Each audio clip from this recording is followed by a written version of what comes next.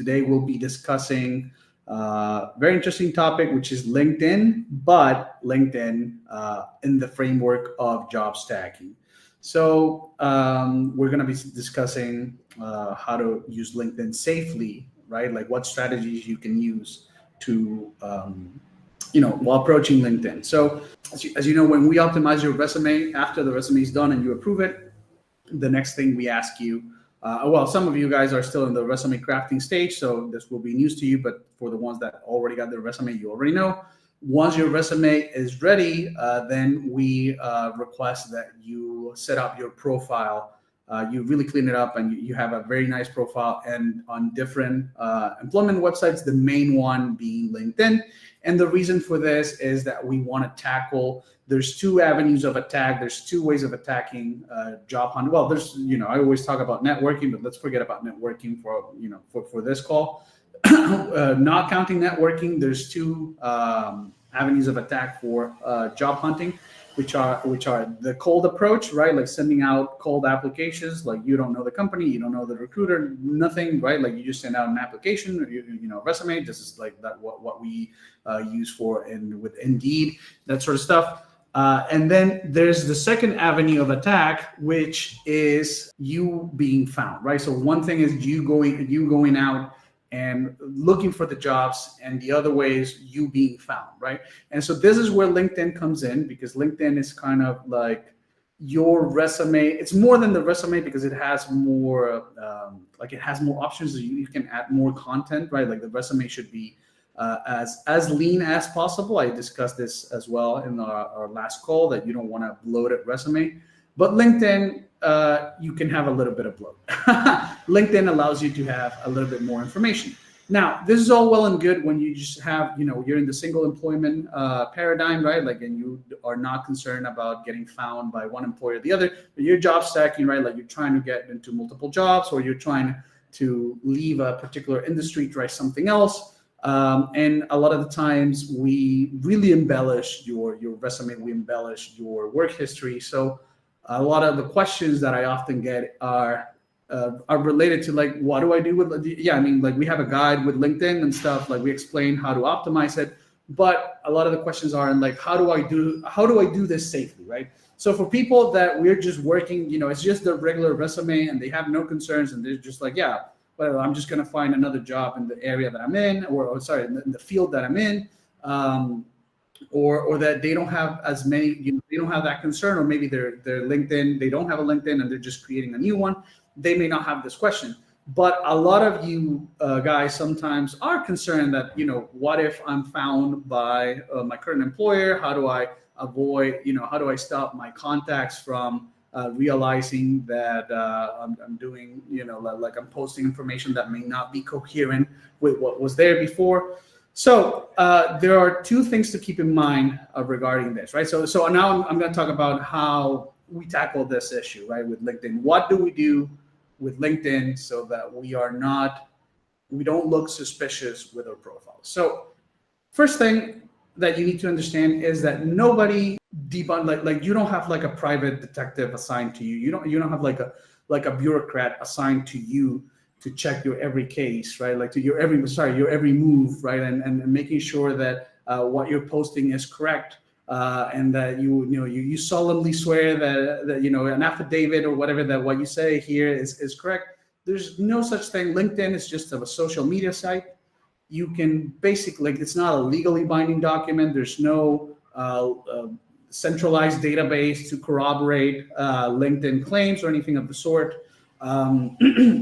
And people are not actively looking at your profile because you're not an influencer, right? So this is important for you to understand. Like your profile is there. It can be found by recruiters, but you're not an influencer. You're not an important person. People are not looking at your profile and taking notes of what he said and didn't say, and like putting submitting your profile to like the Wayback Machine so that they have, they can have a history of it. You kind of like operate under this assumptions, right? Like because you're very important for yourself, right? Like to yourself, you're very important, right? So like you don't realize how, and this is all very this is kind of like ego, death of ego in a sense. What I'm preaching here. It's like you don't realize how unimportant you are to others, right? Like you're important. You're important to your mother, your wife, your children, but to strangers, right? Like to people that don't really, they're not your friends. They're not, closely related to you. You're really that not important. You're an afterthought. There's nobody out there debunking your life. So what does this mean? This means that you have large degrees of freedom to make changes to public profiles like LinkedIn, or public information like LinkedIn. Okay, there's a very useful option that LinkedIn gives you. It's kind of like they kind of know, right? Like job related changes and updates are sensitive. So LinkedIn actually gives you an option that when you make a change, right? Like when you, for instance, get a new job, right? And you're going to put it on you're going to add it to your LinkedIn. You can actually tell LinkedIn to not let anybody know. And I think most social media sites have some sort of option like this. For instance, Twitter lets you lets you lock down your account. LinkedIn is not that it lets you. LinkedIn also lets you lock down your account, but we don't want that because we want to be found. But what it does offer that is useful to us is that you can make all sorts of changes, okay, on your profile, like add jobs, remove jobs, change the description of what you did, change skills, add skills, remove skills, whatever, change your summary, right, change your main title. But anyway, LinkedIn, like there's many things that you can change, and then LinkedIn will explicitly ask you, who do you want to notify about these changes? And you can just say like, hey, don't tell anybody about this. And so what does that mean? What does that do? That what that allows you to do is make basically sweeping changes to your profile. Nobody will be alerted to it. So for somebody to find out, your profile will still be public if you optimize it correctly. By the way, who here optimized their LinkedIn profile? Post a 1 in the chat if you already did it. Post a 2 if you haven't already. No shame. I'm just trying to figure out how many of you here already did the LinkedIn stuff.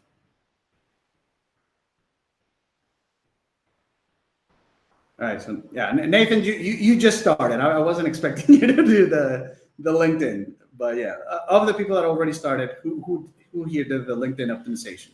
All right, perfect. I see a couple ones there. All right, great. So most of you that are not brand new to the program, did not start like earlier this week. You did do the LinkedIn optimization. All right, that's great. So what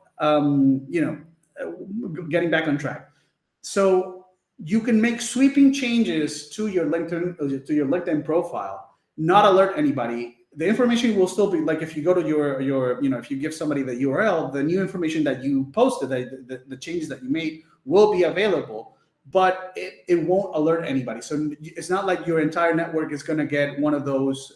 You probably get them sometimes from like whoever, I don't know, John Doe just started a new position at X, whatever. And not X the company, I mean X whatever, not Twitter, whatever place, right? X place. You probably get those notifications. Well, you can turn those off, right? So that when you make a change, when you add a job, you remove something, you don't alert anybody on your networks. Nobody will know. So for anybody to find out, right, like to figure out any of this, they would have had to be following you. Basically, they would have had to like regularly check your profile, make notes, take notes about what jobs you work, when, basically like stalk you. They would need to stalk you. And then when they go back to stalking you again, checking your profile after the changes, they have to notice like the change. They have to go like, hey, wait a minute, this wasn't like this a couple days ago. And then they have to have the impulse of contacting somebody. Like, let me talk to his employer and ask what this is all about. The odds of that happening to anybody are minuscule, right? Like you are not an influencer. Nobody cares about you in a sense. Like nobody cares, right? Like there's nobody out there trying to debunk your life. So you have a lot more freedom to make those sweeping changes on your LinkedIn if necessary. Like, right? Like some of you, like I said, some of you, we just kind of like reworded your resume and gave you an optimized version of what you already had. And all you did was change the wording. It wasn't a dramatic change. But some of you, we do have to work. We do have to make dramatic changes to your resume for whatever reason. And so if you're concerned about that, that's what I'm telling you. You have large degrees of freedom to just make those changes. Nobody will know, right? Again, remember, yeah, the information is public, but the fact that it's public doesn't mean that it's being seen or that it's being tracked or that it's being compared to previous versions, right? Like you are not that important for that to happen, right? Like that happens for famous people, right? Like they have journalists trying to, famous people, influencers, they do have journalists trying to debunk their life, right? Trying to actively debunk their claims. Sometimes you don't even hear about it, right? Like the journalist or whatever who's doing the thing is just finding a nothing burger. But for you guys, like it doesn't matter. All right. But what if you're still not convinced, right? Like, what if you're like, yeah, Rolf, whatever, I'm still not comfortable, right? Like, yeah, nobody's trying to debunk my life, but I'm still not comfortable with it because what if my boss, I have my boss on LinkedIn. What if he sees that I'm making these weird changes, right? Like, what if the HR lady happens to see it? You're too risk averse, right? Like, and you don't want to take my word for it that it's fine, right? Even though like I'm the expert at this and I'm telling you that it's fine, but it's okay. Like, you're not comfortable. I work, it's fine. I work with you're at your comfort level. So what I suggest then, what is the strategy then? What you need to do is keep your regular LinkedIn as it is, as you want it, as you feel comfortable, right? And then what you need to do is have multiple LinkedIn accounts. And you can have multiple LinkedIn accounts because they're not tied to necessarily your ID. Like, and in the United States, as you know, there's no. I know some of you guys are Canadians, so I'm blanking if Canada has a national ID. But anyway, since it's a social media like private company, it's not necessarily tied to your ID. They do request your ID for verification purposes, but the account is not tied to the ID number or whatever. What is the unique identifier for the social media sites in general, not just LinkedIn? An email address. And email addresses are free. You can just create a new one, right? Like you can just create a new one for free. As a matter of fact, I don't want to get into the details about the apply for you stuff, but you can just go to Google, Gmail, Outlook, whatever, create a new free account, and you can use that to create a new LinkedIn profile. They'll ask you for verification, but then what do? Right? Like you have this LinkedIn profile. LinkedIn is kind of useless if you don't have connections. So what should you do? What's your strategy? So when you're at 0 connections, right? And this is, again, remember that this is LinkedIn advice in the framework of job stacking. So like you won't find this advice in like regular normie LinkedIn content, right? Like if you want like the regular normie LinkedIn content works if you have like one LinkedIn and you want to find like it works once you are settled in the LinkedIn account or LinkedIn accounts that you're going to use, and then to try to find a job using that account, right?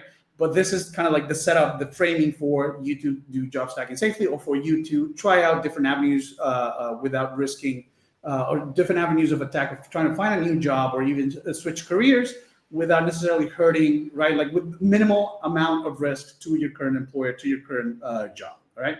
So you create a new account, you're at 0. LinkedIn accounts are worthless without connections. So what you need to do is start getting some base connections. The connections can't be, obviously, for obvious reasons, they can't be your real connections from your main LinkedIn profile, right? Like they can't be your actual real coworkers, your boss, because you're trying to get away from that. Like you're trying to move away from that, okay?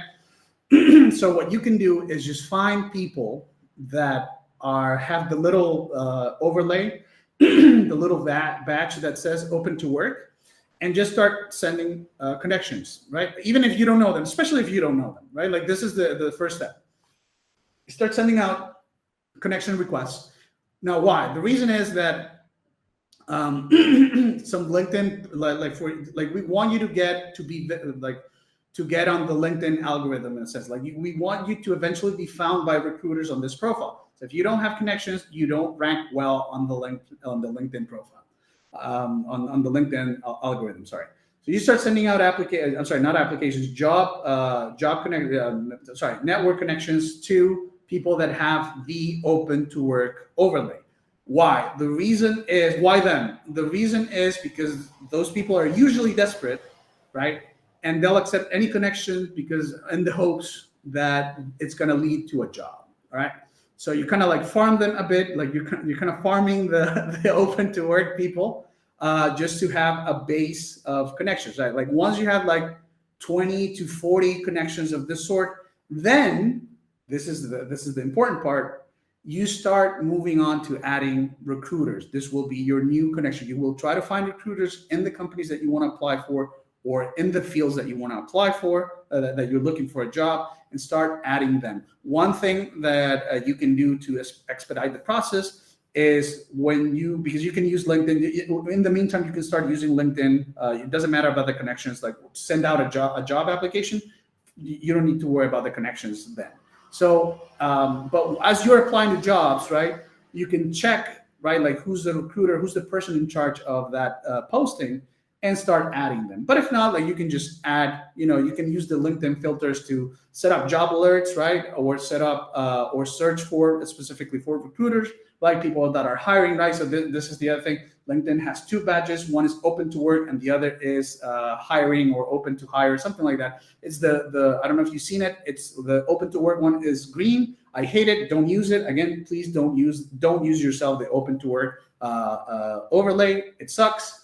But there's another one that is useful, which is the ones that recruiters use, the ones that are hiring, that it's purple. So start adding, not necessarily spam, right? Like, but start adding after you have 20, 30 connections farmed from the what do you call it? From the open to work people, right? You start sending out applications, connections to recruiters. And eventually with time, right? Like this is like you're nurturing, in a sense, like you're nurturing a new LinkedIn account. You have to see it as a process of nurture, right? Like you're growing this account to eventually get it to a level where it's getting the attention from recruiters, right? That you want. Eventually it will grow into basically a real LinkedIn account. You will have 2 or whatever accounts you want to have, 3 real LinkedIn accounts. They all different. They all have target different roles. They all have different connections. And yeah, again, like you nurture it into a real one, because there's no, you can just have multiple accounts, right? Like if you are not comfortable with using the one that, your main one, let's put it like that. So a couple of tips, because you're probably wondering what, it's the same name, right? Like what if I have the same, I'm using the same name as my real account, and I gotta have a picture, right? Like if you read our guide on optimizing LinkedIn, we say that you need a good professional picture. All right, so here's the thing, right? Like you can play with your name. All right, so you don't have to have the account be exact, like have the exact same name, like your second account have the exact same name as your first account. You don't want to have a fake name, right? Like you don't want to have like a made up name, because then that's just going to bring trouble once, if they want to hire you or something, you can see your name, your name is not the one that you use, but you can use different versions of your name. For instance, like my name is Rolf Halsa, right? Like I could use, but it's J. So for instance, like one version is like, I usually just use the initial from my first name, J Rolf Halsa. But I could also just use J.R. Halsa, right? Or I could use Rolf H, right? Like those are all my real name of sorts, right? Like they're, or not of sorts, they're versions of my real name. I'm not making up a new name, but it is different enough that it won't necessarily raise suspicion. So for instance, if you're like, I always give this example, like if you're Hispanic, right? Hispanics are famous for having like a bunch of names, right? Like having 3 first names, and then a paternal last name and a maternal last name, and they use all of them. Like you can use like middle name, paternal name, first name, maternal middle name, paternal last name, first name, maternal last name, that sort of stuff. And then that's like if a recruiter ever asks you about it, you can just tell them, hey, like this is just, this is my full legal name. In your resume, you use your full legal name. This is my full legal name, but I go by Rolf. I go by JR, right? JRH. Well, JRH is not a name. It's not serious, but JR Halsa works, right?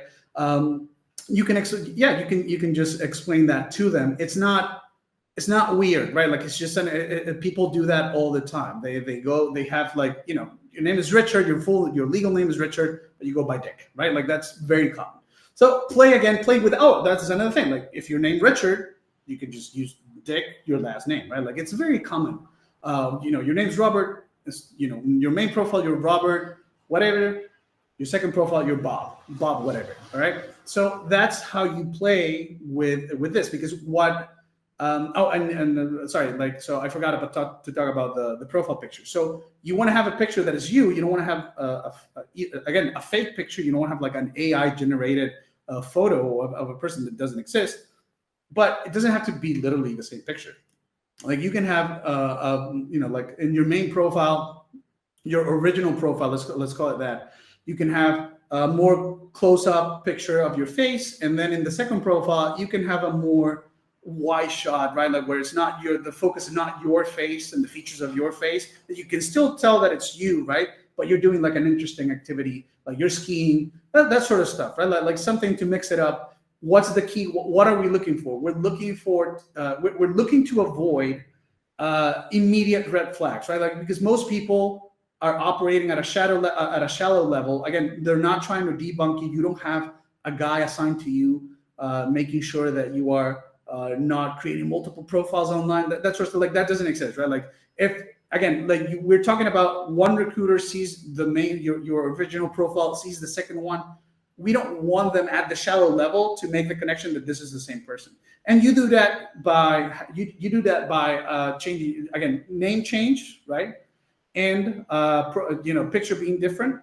They're not going to register, right? Like, so I have the experience, for instance, of having been called by the same recruiter on the same day for 2 different positions for 2 of my different profiles. He didn't realize that both of them was me, and I had it was the same phone number. That's the thing, right?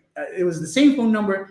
He didn't even realize that he was calling the same phone number. So he called me the first time in the morning for my you know, inquiring about my first profile. Basically, like he had found my main profile, and then he called me the second time about the second profile, right? 2 different positions, same company, 2 different positions, same recruiter, same phone. He didn't bat an eye. Like he didn't even register. So most people are just operating on a shallow level. They're not expecting, like recruiters are not expecting people to have multiple profiles, or to people to have, you know, basically they're not expecting what we're doing. So they don't have like a built-in immune system to catch red flags like those. So we can just take advantage of that by simply having multiple LinkedIn profiles. I have multiple LinkedIn profiles, just to try out different things. So for instance, if you've been following me on Twitter, you know that for a while last year, I was trying to get a project manager position. So I'm coming, you know, like by trade, I'm a QA, like automation engineer. And I wanted to get a project manager job. So I just had a second LinkedIn profile with with my experience geared more towards project management. And I was just sending out applications to, you know, to get those jobs, and that's when it happened, right? The recruiter anecdote that I'm talking about. But the other thing that happened is that I got the job. I got a project manager job thanks to this second profile. And again, nobody, like, there's no verification process. There's no central database of LinkedIn claims or anything of the sort. You have a lot of freedom to play with this. So what I suggest to you guys is that if you are concerned about, you know, what people are going to say about if you start making radical changes to your LinkedIn, if you're concerned about your current connections, then just start, you know, get a new one, start a new one. It's going to take more time, right? Like, so that's the thing. Like, you have to understand, you've got to nurture it. Like I already said, it's going to take more time than if you just like kind of like use the one that you already have, that already has more connections. It's more visible, that sort of stuff. But eventually the other one will grow into what you need. And you can actually use this to A/B test different positions that you may want to try, right? So for instance, right now, I know I would not want to be in the job market for project managers, or at least this last quarter, because it's been bad for that, right? Like it's not, I'm exaggerating.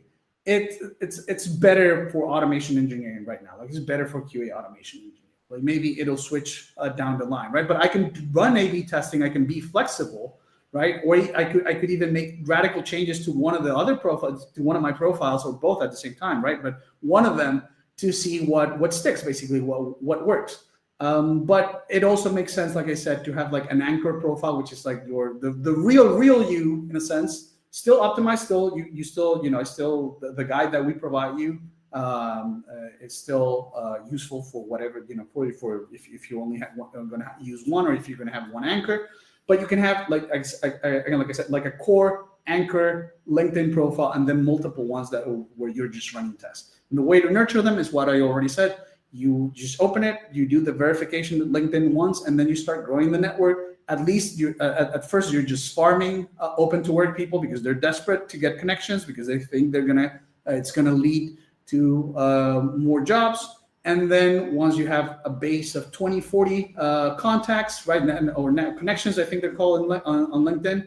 Once you have 20, 40 connections, you move on to start adding recruiters.